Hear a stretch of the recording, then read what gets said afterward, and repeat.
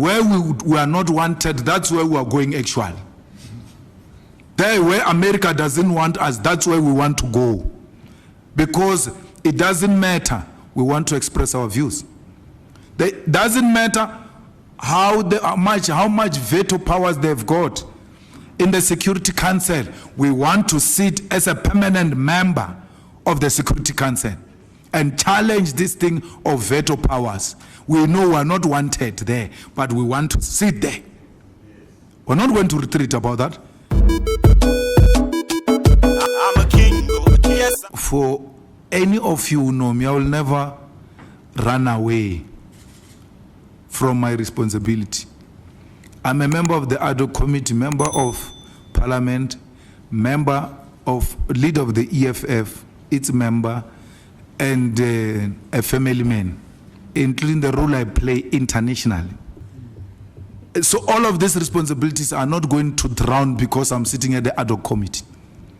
I've got a duty to all of this, including a duty to wear a hoodie and go to a school and watch my kids playing a play. I wanted to have a father do that to me. I never had it. And I'm going to do that to my children. That which I longed when I was a father, I will do it for my kids. And no animal is going to stand between me and my children. No one.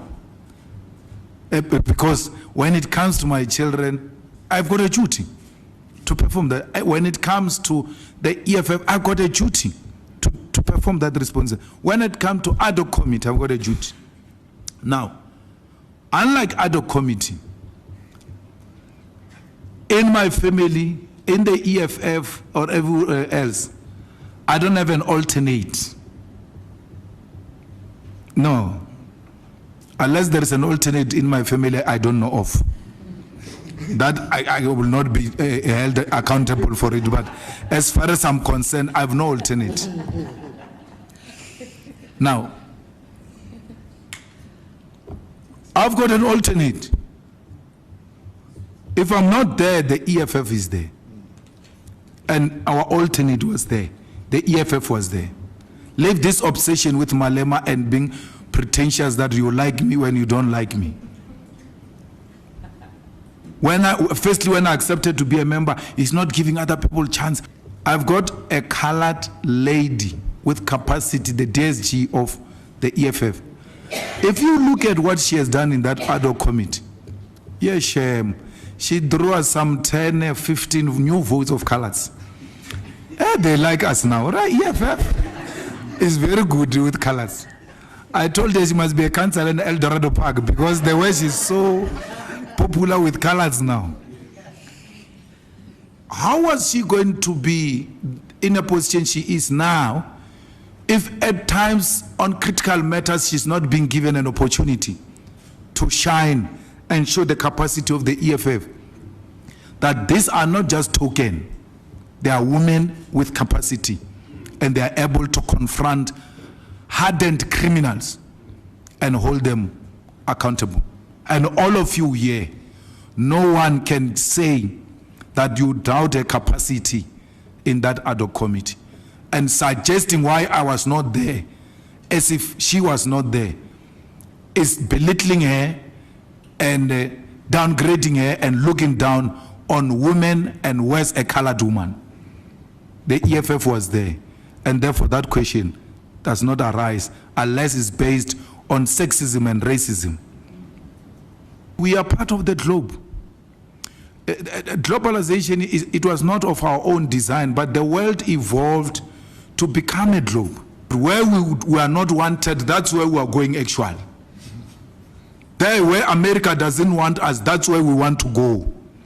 Because it doesn't matter, we want to express our views. It doesn't matter how much veto powers they've got in the Security Council. We want to sit as a permanent member of the Security Council and challenge this thing of veto powers. We know we're not wanted there, but we want to sit there. We're not going to retreat about that.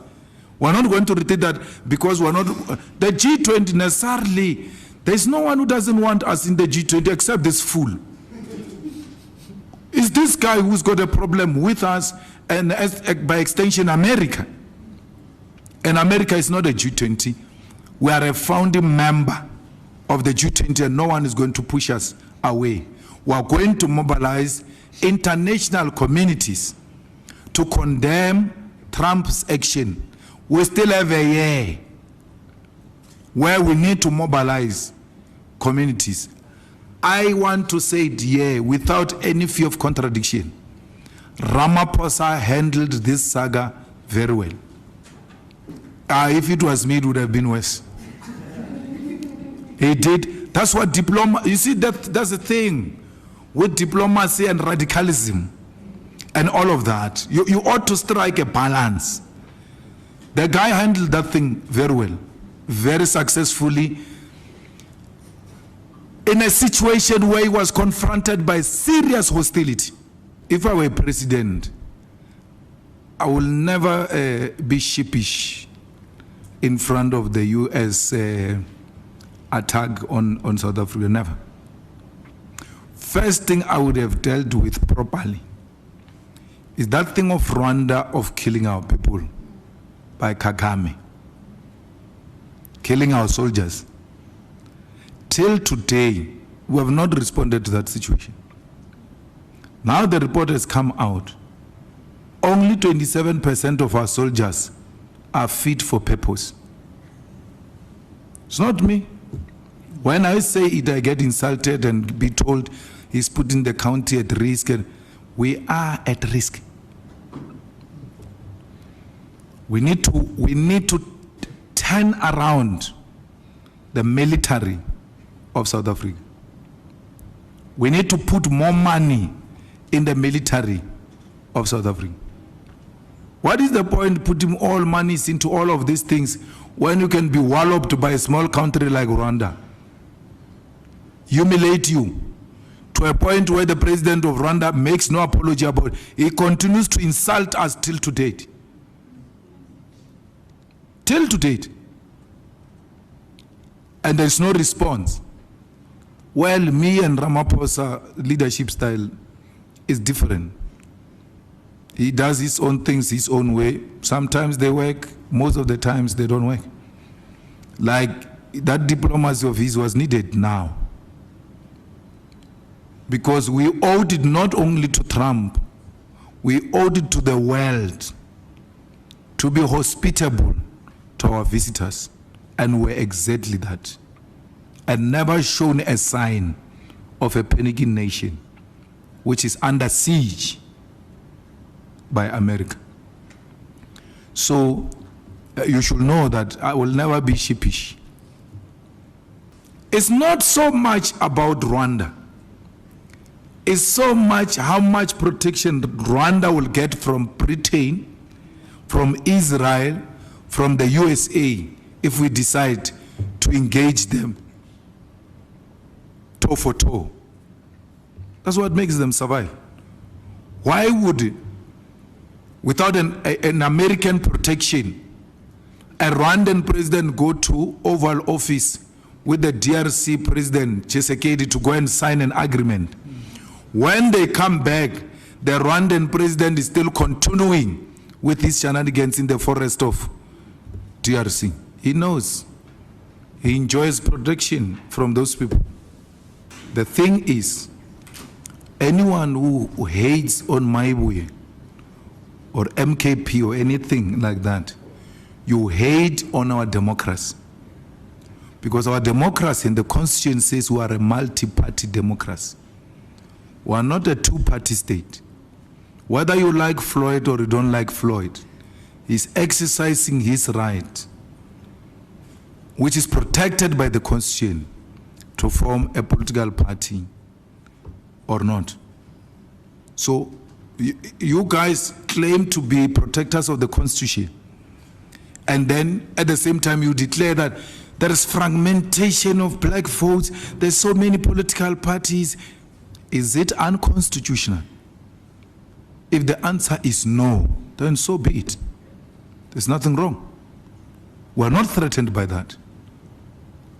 Neither are we threatened by Maibuye. I've been here.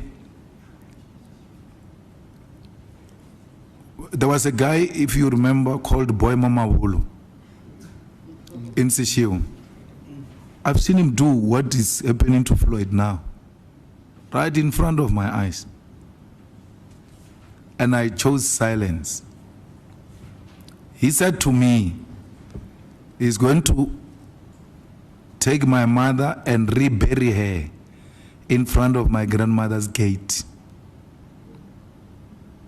They went to my grandmother's house, they were kicking her doors, her gates.